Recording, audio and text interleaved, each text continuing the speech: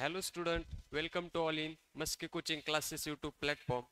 So today we have learned the 10th science 6th chapter refraction of light. So lecture number 2 आहे पहा बरोबर. Lecture number first मध्ये आपण काय concept basic concept पाहिले refraction of लाईटच्या. ओके, रिफ्रॅक्शन ऑफ लाईट मध्ये आपण लाईट काय असते ते पाहिलं. त्यानंतर रिफ्लेक्शन काय असतं, रिफ्रॅक्शन काय असतं ते पाहिलं. त्यानंतर आपण रिफ्रॅक्शन ऑफ लाईटची काय पाहिली, डेफिनेशन पाहिली. पहा कशाची डेफिनेशन पाहिली आपण, रिफ्रॅक्शन ऑफ लाईट. ओके, त्यानंतर आपण काही लॉज ऑफ रिफ्रॅक्शन पाहिले. काय पाहिले त्यानंतर आपण लॉज ऑफ रिफ्रॅक्शन. तर today we have to learn the refractive index. हे झालेलं आहे पहा आपलं. हा, तर लॉज ऑफ रिफ्रॅक्शन पर्यंत आपलं लास्ट लेक्चरला झालं होतं. पहा आपण लास्ट लेक्चरला सगळं पाहिलं. इन्सिडेंट रे काय असतो, रिफ्रॅक्टेड रे काय असतो, air medium, glasses medium, rarer कोणता असतं आणि डेन्सर कोणता असते, सगळं आपण काय पाहिलं होतं लास्ट लेक्चरला स्टडी केलं होतं. पहा ओके, इथपर्यंत कोणाला काय अडचण आहे का? हा, तर आपला today we have to learn what is mean by refractive index. आज आपल्याला काय पाहायचंय, रिफ्रॅक्टिव्ह इंडेक्स म्हणजे काय. तर रिफ्रॅक्टिव्ह इंडेक्स म्हणजे नेमकं काय.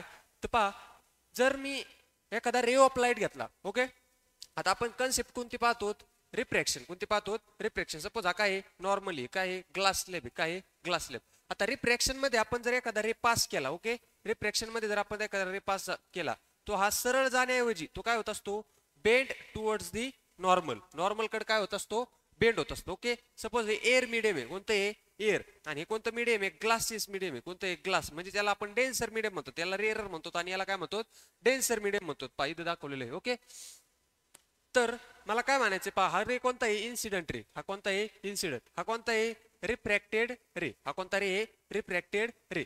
आता जर मी एअर मधून एखादा रे कशात पास केला, ग्लास मध्ये, म्हणजेच रेअरर मीडियम मधून डेन्सर मीडियम मध्ये काय केला, पास केला, त्याची डायरेक्शन काय झाली, चेंज झाली. डायरेक्शन काय झाली, change.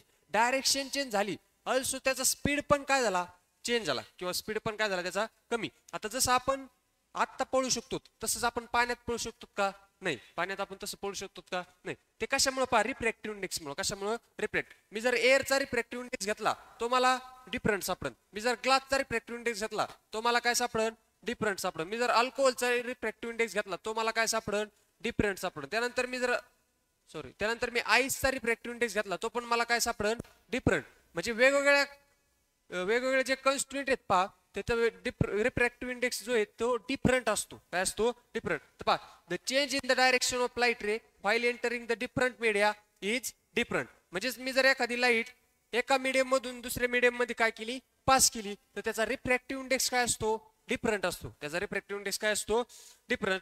As well as refractive index of the medium, the value of the refractive index is different for the different media and also for light in different colors for the same medium. आता total light चे colour किती, 7. किती तर 7. तर ते 7 कलरचा refractive index कसा आहे, डिफरंट आहे. ते 7 पण कलरचा रिफ्रॅक्टिव्ह इंडेक्स कसा आहे, वेगवेगळा आहे. पहा, त्यानंतर नेमका रिफ्रॅक्टिव्ह इंडेक्स हा कशावर डिपेंड असतो. पहा, त्यानंतर आपण ऍब्सोल्यूट रिफ्रॅक्टिव्ह इंडेक्सची काय पाहू, डेफिनेशन. पहा, the refractive index indices of some substances with respect to vacuum are given in the table.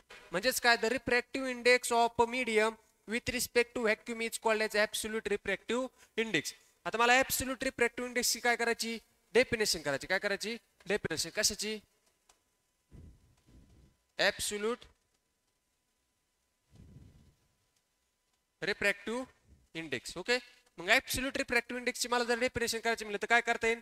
पहा, the refractive index of a medium with respect to vacuum. जर मी एखादी सपोज हा रिफ्रॅक्टिव्ह इंडेक्स यांनी दाखवतात, कशाने दाखवतात, यांनी.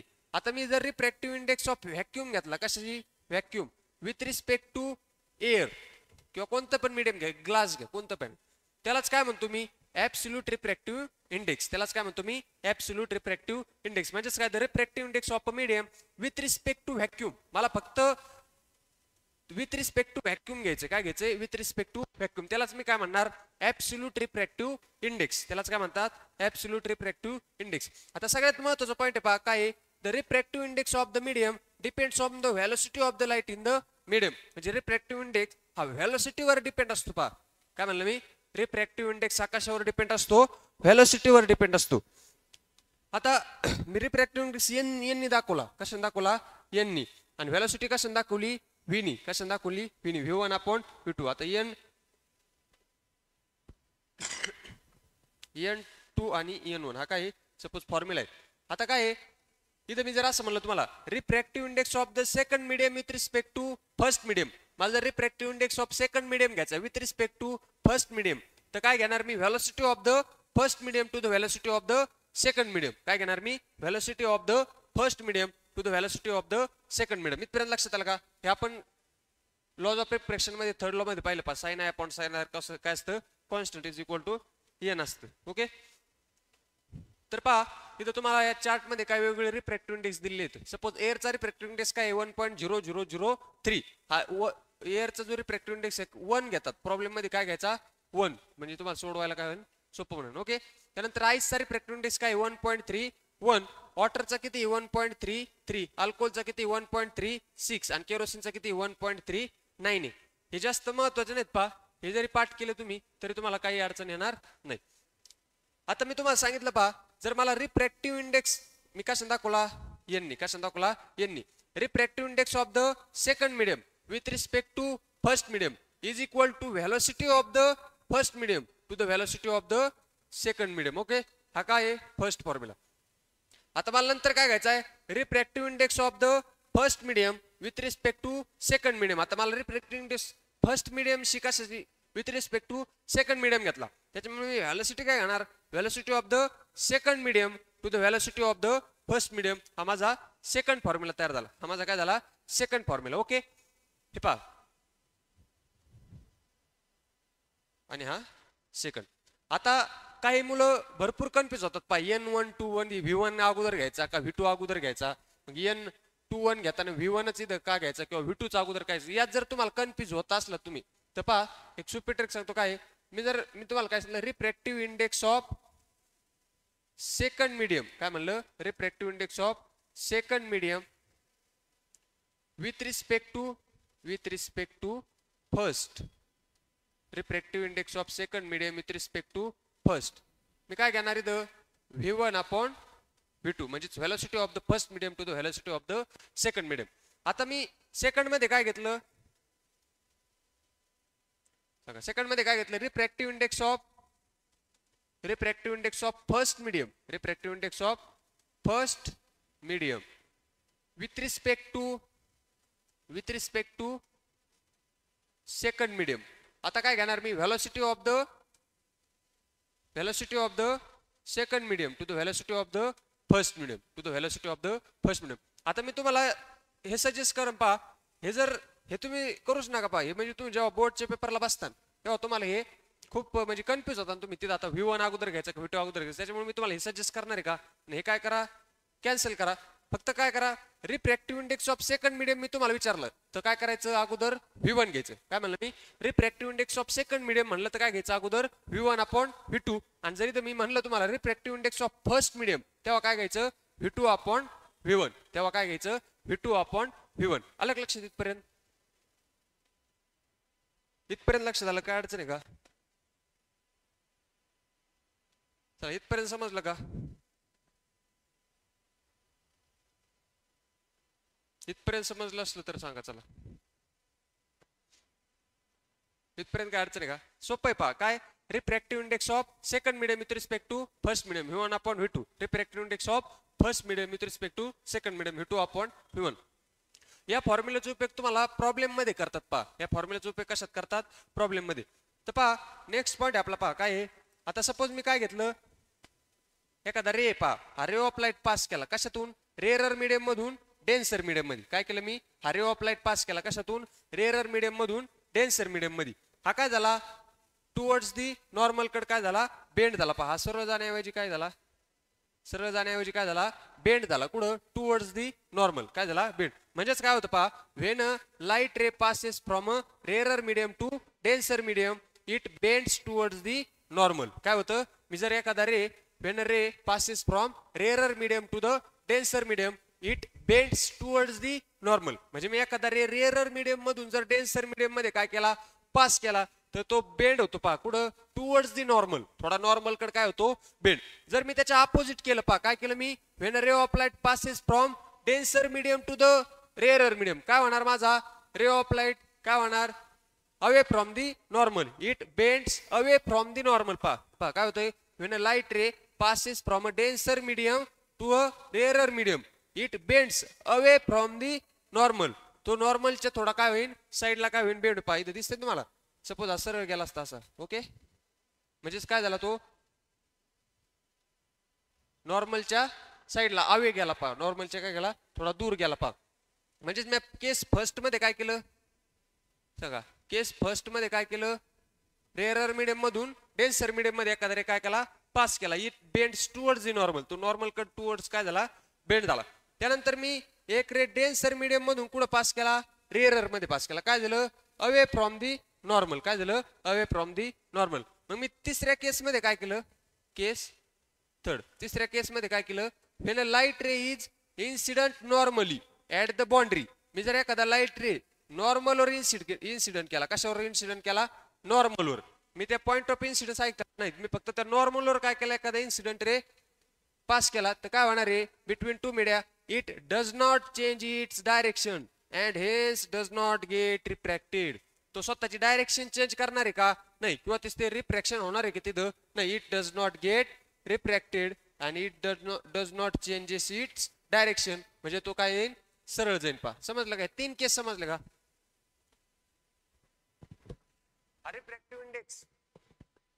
रिफ्रॅक्टिव्ह इंडेक्स हा पॉईंट समजला का काय अडचण आहे का पहा फक्त यामध्ये कन्फ्युज होऊ नका म्हणजे N1 N2 आहे ना यामध्ये थोडं कन्फ्युज होऊ नका ओके किंवा असं लक्षात ठेवा प्रॉब्लेम मध्ये तुम्हाला असं दिलेलं असेल त्याच्यामुळे याच्या पण भानगडीत जास्त पडू नका. हा N12 घ्यायचं कसं N21 कसं याच्या भानगडीत पाडण्यापेक्षा काय करा हे लक्षात घ्या हे सोपं आहे ओके. यामध्ये तुम्ही कन्फ्युज होणार नाही म्हणजे मी यामध्ये फक्त काय करायचं तुम्हाला मी स्टार्टिंगला सेकंड मिडियम घेतल्या व्हॅलोसिटी काय घ्यायची फर्स्ट मिडियमची आणि फर्स्ट मिडियम घेतल्या व्हॅलोसिटी काय घ्यायची मी सेकंड मिडियम.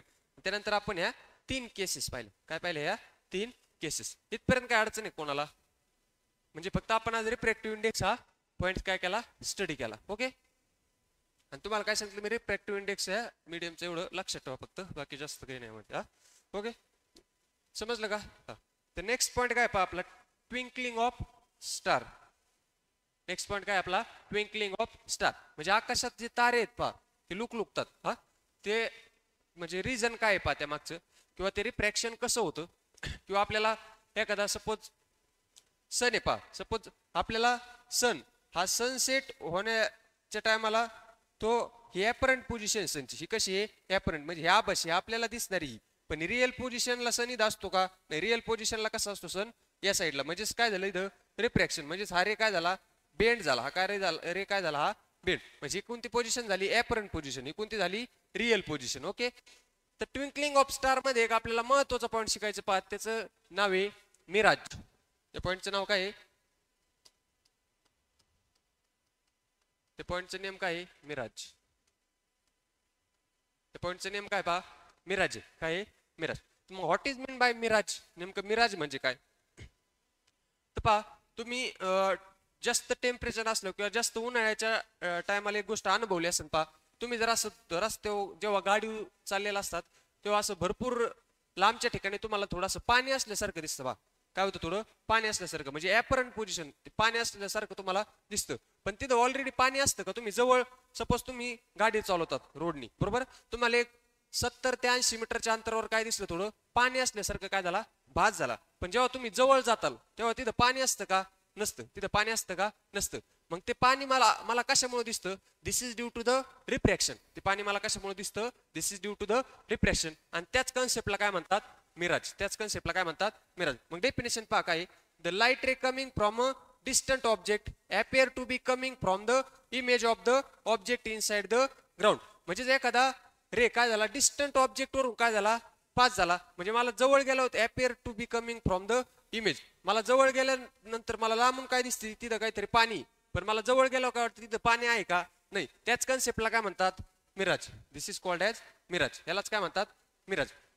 सपोज मी इथून इथपासून मी ट्री पाहिली ओके ही ट्री मला ट्रीचं काय खाली व्हॉट्स म्हणजे इमेज दिसली पहा लांबून ट्रीची काय दिसली मला लांबून इमेज पण मी जवळ गेलो मला ती ट्रीची इमेज दिसते का नाही दिसत पहा याच कन्सेप्टला काय म्हणतात मिराज. याच कन्सेप्टला काय म्हणतात मिराज. तर ही डेफिनेशन तुम्हाला पेपरला विचारतात पहा बोर्डच्या त्याच्यामुळे ही डेफिनेशन काय करायची पाठ करून ठेवायची ओके. त्यानंतर पहा effect of atmosphere condition on refraction of light can be seen in the twinkling of star. आता नेमकं स्टार आहे पहा हे स्टार कसे असतात, सेल्फ ल्युमिनस असतात. स्टार कसे असतात, सेल्फ, म्हणजे स्टारला स्वतःची लाईट असते. तसं प्लॅनेटला स्वतःची लाईट असते का, नाही. प्लॅनेट्स कसे असतात, नॉन ल्युमिनस असतात. प्लॅनेट कसे असतात, नॉन ल्युमिनस. पण स्टार कसे असतात, सेल्फ ल्युमिनस. त्याच्यामुळेच आपण आकाशात रात्री चांदण्या पाहू शकतो. तसं आपण आकाशात प्लॅनेट पाहू शकतो का, नाही. ड्यू टू द स्टार कसे असतात, सेल्फ ल्युमिनस, आणि प्लॅनेट कसे असतात, नॉन ल्युमिनस. मग आपल्याला आता स्टार जे दिसतात ते कसे दिसतात पहा, star are self luminous. Star कसे येतं, self luminous, and can be seen at night in the absence of sunlight. म्हणजे in the absence of sunlight मध्ये आपण त्यांना रात्री पाहू शकतो. पहा, they appear to be point sources because of their being at a very large distance. ते आपल्याला भरपूर लार्ज डिस्टन्सला आपल्यापासून आहेत, पण ते कशामुळे दिसतात, त्यांना एक पॉइंट सोर्स आहे. त्यांना एक काय आहे, पॉइंट सोर्स आहे, त्याच्यामुळे दिसतात. पहा, प्लॅनेटला पॉइंट सोर्स असतो का, म्हणजे प्लॅनेटला पॉइंट सोर्स असतो, पण प्लॅनेटला भरपूर पॉइंट सोर्स असतात. प्लॅनेटला काय असतात, भरपूर पॉइंट सोर्स, त्याच्यामुळेच आपल्याला ते प्लॅनेट दिसत नाहीत. पहा, तसंच आपल्याला स्टार काय होत असतात, दिसतात. ओके. त्यानंतर as the density of air increases with lowering height, म्हणजे जसं जसं कमी कमी हाईट होत चालेल तस तसं डेन्सिटी ऑफ एअर काय होते, वाढत चालते above the surface of the earth. म्हणजेच काय, the refractive index also increases. Refractive index पण काय होतो, वाढतो. मग starlight coming towards us travel from rarer medium to the denser medium constantly bends towards the normal. This makes the star appear to be higher in the sky as compare to its actual position. म्हणजे suppose आपण इथे, okay, आता आपण इथे आपला रे काय झाला, straightly pass झाला. कसा पास झाला, स्ट्रेटली. म्हणजे हे ऍक्च्युअल पोझिशन आपल्याला स्टार या पोझिशनला दिसतो. पहा, म्हणजे कशी त्याची ऍपरंट पोझिशन, पण तो इथं असतो का, नाही. स्टार कुठं येतो, इथं असतो. म्हणजे ही काय झाली, त्याची रिअल पोझिशन. ही कोणती पोझिशन झाली, त्याची रिअल, आणि ही कोणती झाली, ऍपरंट. म्हणजे आपल्याला जो स्टार ऑलरेडी ज्या जागेवर दिसतो त्या जागेवर स्टार असतो का, नाही. ही काय झाली, आपल्याला ज्या जागेवर दिसतो ती त्याची काय झाली, ऍपरंट पोझिशन.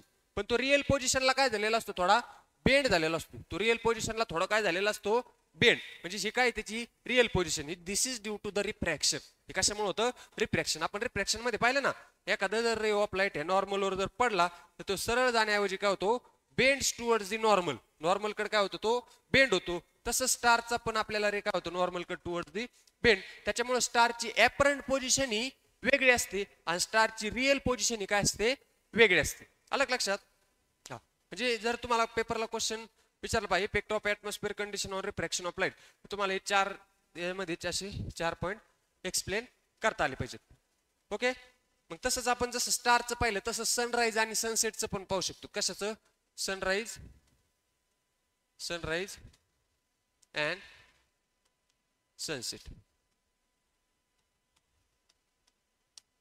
म्हणजेच आपल्याला जेव्हा सनसेट होतो, म्हणजे सूर्य जेव्हा मावळतो पहा, ते थोडा मावळण्याच्या 1-2 मिनिटं अगोदरच दिसतो पहा. म्हणजे त्याची ऍपरंट पोझिशन काय झाली, वेगळी झाली, आणि त्याची रिअल पोझिशन काय झाली, वेगळी. सपोज ही काय त्याची ऍपरंट पोझिशन आणि काय त्याची रिअल पोझिशन.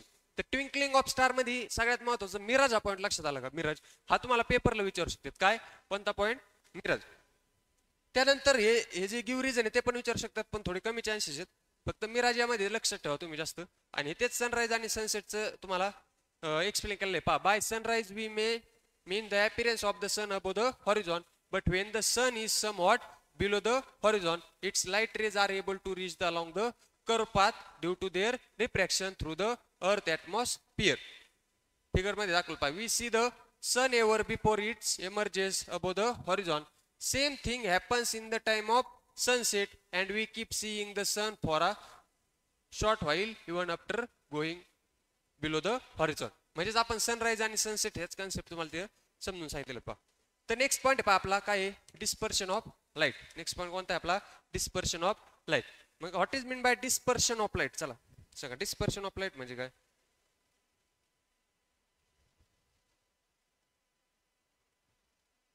चला डिस्पर्शन ऑफ लाईट म्हणजे काय सांगा मला. चला, डिस्पर्शन ऑफ लाईट म्हणजे काय. तर आतापर्यंत आपण काय पाहिलं, रिफ्रॅक्शन पाहिलं. काय पाहिलं, रिफ्रॅक्शन. त्याच्यानंतर रिफ्लेक्शन अगोदरच पाहिलं होतं. रिफ्रॅक्शन मला सांगा, सपोज एखादा रे असा गेला, ओके, हे काय झालं त्याचं, हे काय झालं, रिफ्लेक्शन. हे काय झालं त्याचं, रिफ्लेक्शन. ओके, रिफ्लेक्शन मध्ये एकच रे काय झाला, रिफ्लेक्शन. सपोज हाय हा सरळ जाण्याऐवजी याचं काय झाले, रिफ्रॅक्शन. म्हणजे हे काय पाहिलं आपण, रिफ्लेक्शन. हे काय पाहिलं आपण, रिफ्रॅक्शन. हे काय पाहिलं? रिफ्रॅक्शन. हे काय पाहिलं आपण? रिफ्रॅक्शन. पण आता आपल्याला कोणता पॉईंट पाहिजे आहे? डिस्पर्शन. कोणता पॉईंट पाहिजे आहे? Dispersion. Source of light single ray. Source of light काय आहे? Single ray. पण जर मी एखादा सनलाईटचं when ray of light passes from a prism, जर एखादा प्रिझम मधून मी जर एखादा व्हाईट लाईट पास केला पहा, तर त्याचं डिस्पर्शन होतं पहा. त्याचं काय होतं? डिस्पर्शन. किती कलर मध्ये डिस्पर्शन होतं? किती कलर मध्ये डिस्पर्शन होतं? 7 कलर मध्ये. किती कलर मध्ये डिस्पर्शन होतं? 7 कलर मध्ये. ते 7 कलर कोणते येतं? व्हिप गायर. त्यालाच काय म्हणतात? व्हिप गायर. त्यालाच काय म्हणतात? व्हिप गायर. त्यालाच काय म्हणतात? व्हिप गायर. म्हणजेच कोणता? Red, orange, yellow, green, blue, Indigo आणि व्हायलेट. हे असे 7 कलर आहेत. 7 कलर मध्ये त्याचं काय होत असतं? डिस्पर्शन. याच फेनॉमिननला काय म्हणतात? Dispersion of light. याच फेनॉमिननला काय म्हणतात? Dispersion of light. म्हणजे त्याची डेफिनेशन पाहू पेपरला विचारतात. काय? The process of separation of light into its component colour while passing through a medium is called as dispersion of light. तर डिस्पर्शन ऑफ लाईट म्हणजे काय लक्षात आलं का? म्हणजेच काय? It is a process of separation. हे काय? एक सेपरेशनची प्रोसेस आहे पहा. कशी? It is a process of separation of light into its component colour. त्याच्या 7 कलर मध्ये सेपरेट होण्याची एक काय प्रोसेस आहे. त्यालाच काय म्हणतात? Dispersion of light. त्यालाच काय म्हणतात? Dispersion of light. आता त्यामध्ये मला रेड कलरच का अगोदर जास्त डार्क दिसतो किंवा व्हायलेट कलर त्याच्यापेक्षा कमी का डार्क दिसतो? तर त्याचं कारण आहे पहा काय आहे? तिथे दिलं पहा. The red light has maximum wavelength that is close to 700 nanometer while violet light has the smallest wavelength close to 400 nanometer. Remember the 1 nanometer is equal to 10 raised to -9 meter. पहा जी रेंज असती violet आणि red. आता suppose व्हायलेटची wavelength किती? 400 nanometre आहे. किती आहे? 400 nanometre. ही कशाची आहे? व्हायलेटची. आणि जर मी रेडची वेवलेंथ पाहिली तर ती किती? 700 नॅनोमीटर. रेड लाईटची वेवलेंथ किती आहे? 700 नॅनोमीटर. म्हणजेच बाकीची जी वेवलेंथ आहे 400 ते 700 मधले कलर कसे झाले? 400 ते 700च्या मधलेच झाले पहा. याची किती आहे? 400 आणि याची किती आहे? 700 पहा. या वेवलेंथ मध्येच कलर आहे. आता मला सांगा व्हायलेटची काय सगळ्यात कमी वेवलेंथ आहे? व्हायलेटची काय वेवलेंथ सगळ्यात कमी, आणि रेडची वेवलेंथ काय सगळ्यात जास्त. त्याच्यामुळे मला रेड कलर काय दिसतो? डार्क दिसतो. आता तुम्ही डेली एक्झाम्पल मध्ये पण पाहिलं असेल सिग्नलला कलर कोणता असतो? रेड. त्याचा अर्थ काय? तुम्हाला लांबून दिसावं किंवा इमर्जन्सी हा लाईट रेड कलरचाच लाईट वापरतात इमर्जन्सीसाठी. म्हणजे आपले अँब्युलन्सचे दिवे बिवे म्हणा ते कशासाठी रेड लाईट वापरतात? कशामुळं? की जेणेकरून तो लाईट रेड कलर कसा असतो? थोडा डार्क. त्याची वेवलेंथ काय असते? जास्त. It is the highest wavelength. आणि त्याची वेवलेंथ हायेस्ट असल्यामुळं मी तो कुठून पण पाहू शकतो लांबून.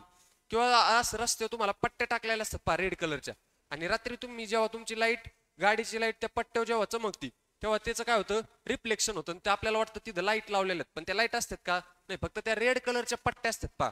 हे कशा रेड कलरच का लावतात अलग लक्षात? कारण की त्याची वेवलेंथ काय असते? हायेस्ट असते. त्याची वेवलेंथ काय असते? हायेस्ट असते. त्यानंतर हे जे एक्सपेरिमेंट आहे पहा तो कोणी केला? Sir Isaac Newton. तो एक्सपेरिमेंट कोणी केला? Sir Isaac Newton was the first person to use a glass prism to obtain sun's spectrum. Okay, when white light incident on the prism different color bent through the different angles. प्रत्येक colour काय होतो? प्रत्येक अँगलला disperse होत असतो पहा. ते colour किती? तर 7. आणि त्याचा क्रम आहे हा असाच्या क्रम मध्ये चुकी करायची नाही. व्हिप गायर. ते लक्षात कसं ठेवायचं? व्हिप गायर. किंवा मराठी बोली लक्षात ठेवतो पहा, जाताना पाणी पी असं. हा तसं तुमच्या ज्याच्या त्याच्या ट्रिकने काय करा ते लक्षात ठेवा. फक्त हा क्रम चुकला नाही पाहिजे. क्रम महत्वाचा आहे खूप. ओके, रेड कलरची वेवलेंथ कशी असते? जास्त. आणि व्हायलेट कलरची वेवलेंथ कशी असते? कमी असते पहा. ओके, तर डिस्पर्शन ऑफ लाईट हा पॉईंट लक्षात आला तुमच्या? डिस्पर्शन ऑफ लाईट हा पॉईंट लक्षात आला का? काय अडचण आहे कितपर्यंत? तर आय थिंक या चॅप्टर मध्ये 1 ते 2 पॉईंट राहिले असतील, ते आपण नेक्स्ट लेक्चरला काय करू? कव्हर करू. एक आहे पहा पार्शियल अँड इंटरनल रिफ्लेक्शन. एकच आहे आय थिंक. हा एकच पॉईंट आहे,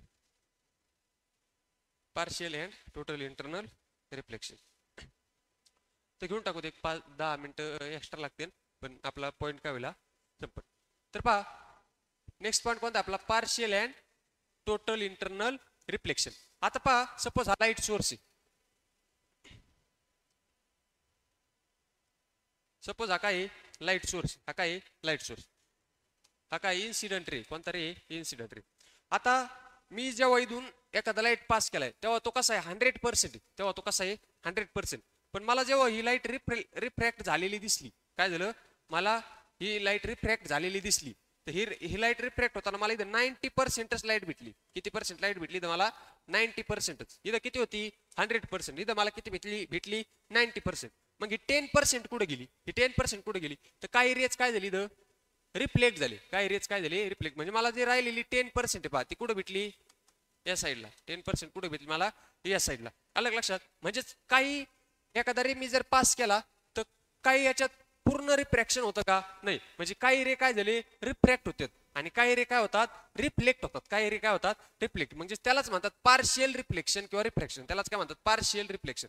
आता सपोज हा पॉईंट सोर्स आहे ओके लाईट सोर्स. हा रे पास झालाय ओके. हा रे काय झाला रिफ्रॅक्ट झाला. हा रे काय झाला रिफ्रॅक्ट. पण हाच रेच काय झाला रिफ्लेक्ट. हा रेच काय झाला रिफ्लेक्ट. सेम अँगल हा रे काय झाला रिफ्रॅक्ट. हा रे काय झाला रिफ्लेक्ट. हा रे काय झाला रिफ्लेक्ट. हा रे काय झाला बरं इथपर्यंत झाला हा. आणि हा रे काय झाला पूर्ण रिफ्लेक्शन. हा या रेचं काय झालं म्हणजे या रेचं रिफ्लेक्शन झालं. या रेचं काय झालं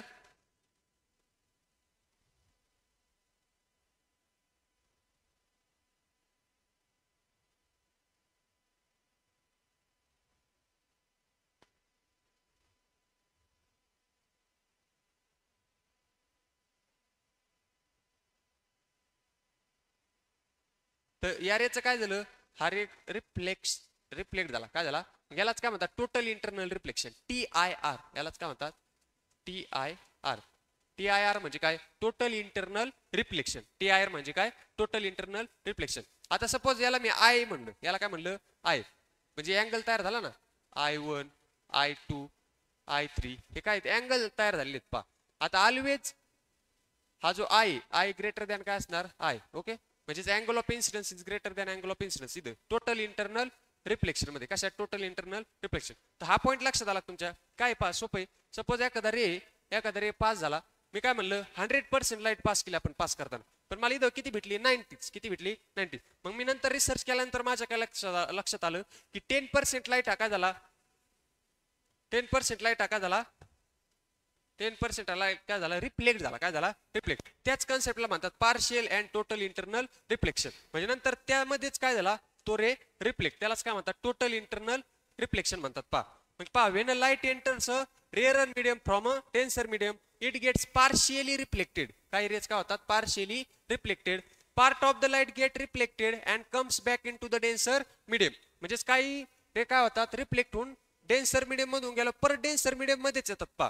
म्हणजे त्यालाच काय म्हणतात मग part of the light get reflected it comes back in to the denser medium as per law of reflection. Laws of reflection नुसार this is called as the partial reflection. त्यालाच काय म्हणतात पार्शियल रिफ्लेक्शन. इज पार्शियल रिफ्लेक्शनची काय definition काय आहे the part of the light get reflected and comes back in to the denser medium as per the law of reflection. This is called as the partial reflection. त्यालाच काय म्हणतात partial reflection. मग the rest of the light gets refracted and goes in to the rarer medium. काही rays काय होतात refract होतात आणि परत त्या रेअरर मीडियम मध्ये जातात पहा ओके.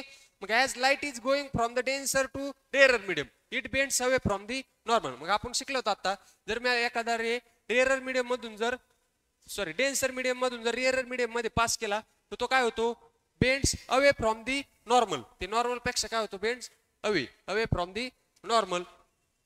मग angle of incidence I is smaller than the angle of refraction R. म्हणजे अँगल ऑफ इन्सिडन्स काय असणार स्मॉल कशापेक्षा अँगल ऑफ रिफ्रॅक्शन पेक्षा. This is shown in the figure. R will also increase according to Snell's law. R काय होतो वाढतो according to Snell's law as the refractive index is a constant. Refractive index काय राहणार आहे constant. त्यानंतर पहा critical angle म्हणजे काय महत्वाचा पॉईंट पहा कोणता what is mean by critical angle. ही डेफिनेशन एक तुमची पाठ पाहिजे पहा पेपरला विचारतात काय क्रिटिकल अँगल सांगा.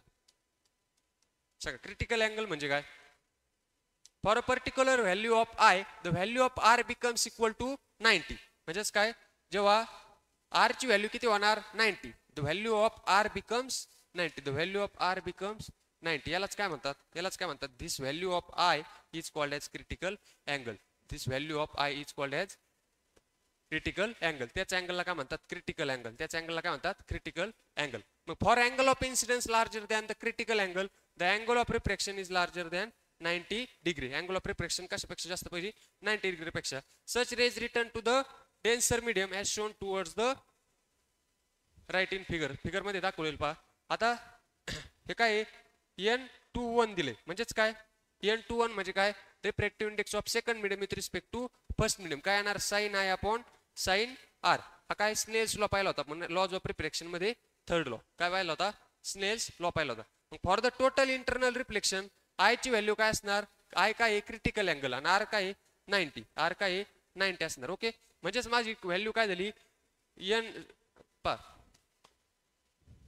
काय झाली N21. ओके मग आता मला साइन I घेतला मी. ओके साइन I आणि R ची व्हॅल्यू किती घेतली 90 म्हणजे साइन काय झाला 90. ओके म्हणजे साइन 90 काय असतो 1 असतो म्हणजे साइन I अपॉन 1 म्हणजेच मला refractive index of second medium with respect to first medium is equal to काय भेटलं साइन ऑफ I काय भेटलं is equal to sine of I काय भेटलं मला is equal to sine of I भेटलं. ओके आलं लक्षात इथपर्यंत काय अडचण आहे का. हा इथपर्यंत कोणाला काय अडचण आहे का इथपर्यंत काय अडचण आहे का. हा तर या चॅप्टरचा आपला लास्ट पॉईंट आहे पहा.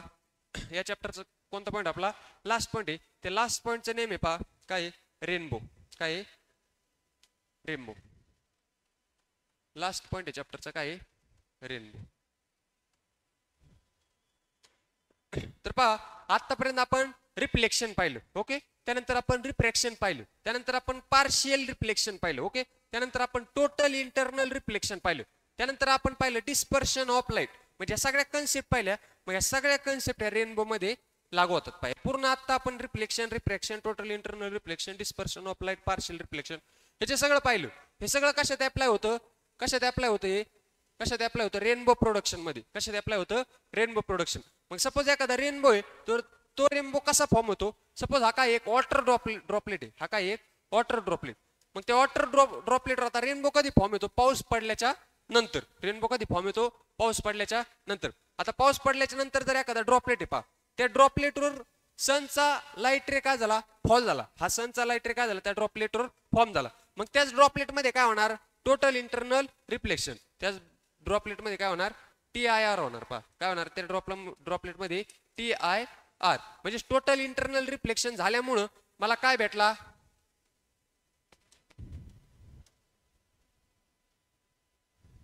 रेनबो. मला काय भेटला रेनबो. रेनबो मध्ये टोटल कलर किती असतात 7 म्हणजे फक्त रेनबो असा फॉर्म होतो पहा. आता 10th स्टँडर्डच्या लेवलला तुम्हाला एवढंच महत्वाचं जेव्हा तुम्ही 11-12 जाता तेव्हा प्रायमरी रेनबो काय असतो सेकंडरी रेनबो काय असतो ते पाहायचं. पण आता तुम्ही 10th स्टँडर्डच्या लेवलला रेनबो कसा फॉर्म होतो फक्त तेवढंच लक्षात ठेवा कसं फॉर्म होतो पहा. Rainbow is a beautiful natural phenomenon. हा काय एक नॅचरल फिनॉमिनॉन पहा beautiful.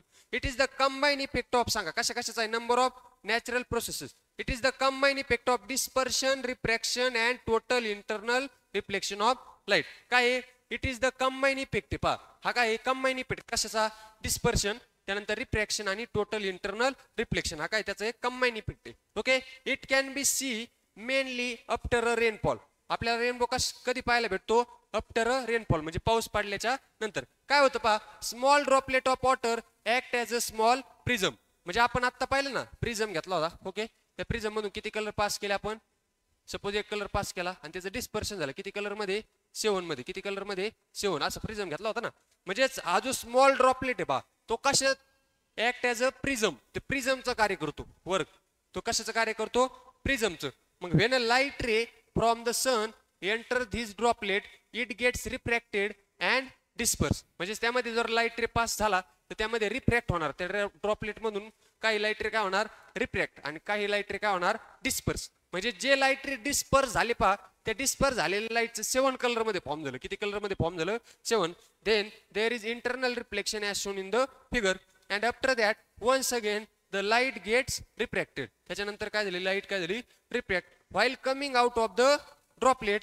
All these 3 processes together produce the rainbow. म्हणजे या 3 प्रोसेसनी काय फॉर्म झाला माझा रेनबो. पहा सोपं आहे काय ड्रॉप जेव्हा रेनबो फॉर्म होतो तेव्हा तिन्ही पण प्रोसेस सारख सपोज सेम झाल्या. कशी एक झाली डिस्पर्शन एक काय झाली रिफ्रॅक्शन एक काय झाली रिफ्रॅक्शन आणि थर्ड कोणती झाली टोटल इंटरनल रिफ्लेक्शन. ओके म्हणजे या तिन्ही प्रोसेस काय झाल्या एकाच वेळी झाल्या तेव्हाच मला काय भेटला रेनबो भेटला. तेव्हाच मला काय भेटला रेनबो. तर partial and total internal reflection हा पॉईंट तुमच्या लक्षात आला का घरी गेल्यावर याचा चांगला अभ्यास करा. हा पॉईंट पेपरच्या दृष्टीने खूप महत्वाचा आहे. त्याच्या अगोदरचा डिस्पर्शन ऑफ लाईट एक खूप महत्वाचा आहे. टिंकलिंग ऑफ स्टार थोडा कमी आहे, पण सगळ्यात जास्त महत्वाचे कोणते 2 पॉईंट बोर्डच्या पेपरच्या दृष्टीने महत्वाचे असतील तर ते कोणते येतं? एक आहे डिस्पर्शन ऑफ लाईट आणि दुसरं आहे partial and total internal reflection. जर हे समजलं असलं तर आपला चॅप्टर काय झालेला आहे पहा, एंड. हा चॅप्टर आपला आजचा काय झाला? एंड झाला. ओके, म्हणजे रिफ्रॅक्शन ऑफ लाईटचे आपले फक्त किती 2 लेक्चर झालेत पहा. किती झाले? 2. रिफ्रॅक्शन ऑफ लाईटचे किती लेक्चर झाले आपले? 2. चॅप्टर काय झाला आता आपला? एंड झाला पहा. ओके, चॅप्टर काय झाला? पूर्ण आपला एंड. कोणता? Refraction of light. 2 लेक्चर झाले पहा. चॅप्टर छोटा आहे. पूर्ण लेक्चर फर्स्ट लेक्चर हा चॅप्टर जर तुम्ही सेकंड लेक्चर पाहत असला तर फर्स्ट लेक्चर काय करा? पाहून घ्या. युट्यूबला अपलोड झालेलं आहे. फर्स्ट लेक्चर झाल्यानंतर सेकंड लेक्चर पाहून घ्या. या चॅप्टर मध्ये जर काय तुम्हाला अडचण असली, एखादा पॉईंट जर समजला नसेल तर कमेंट बॉक्स मध्ये विचारा. व्हिडिओ जर आवडला असेल पहा तर व्हिडिओला लाईक करा. स्टडी सायन्स विथ ओम या चॅनलला काय करा? सबस्क्राईब करा आणि तुमची एक सुंदर अशी कमेंट करा, जेणेकरून नवनवीन व्हिडिओ बनवण्यासाठी काय भेटेन? आम्हाला प्रोत्साहन भेटेन. आणि जाता जाता फक्त एकच गोष्ट सांगन की जे मटेरियल तुम्हाला बाहेर 15-20 हजार देऊन भेटते पहा, ते तुम्हाला इथं पूर्णपणे फ्रीमध्ये देण्याचा प्रयत्न चालू आहे. पूर्णपणे 1ही रुपये तुम्हाला चार्ज नाही. फक्त तुमचं एकच काम आहे पहा, काय करायचंय? चॅनलला सबस्क्राईब करायचं. काय करायचं? चॅनलला सबस्क्राईब करून ठेवायचे पहा. तुम्हाला चॅनल सबस्क्राईब करायला काही पैसे लागत नाहीत पहा. पण जर तुम्ही चॅनल सबस्क्राईब केला आणि तुमच्या इतर मुलांना शेअर केला तर त्याच मुलांना त्याचा काय होईल? फायदा होईल पहा. तर तेवढी एक विनंती आणि आपण व्हिडिओ काय करू? तिथं स्टॉप करू. थँक्यू.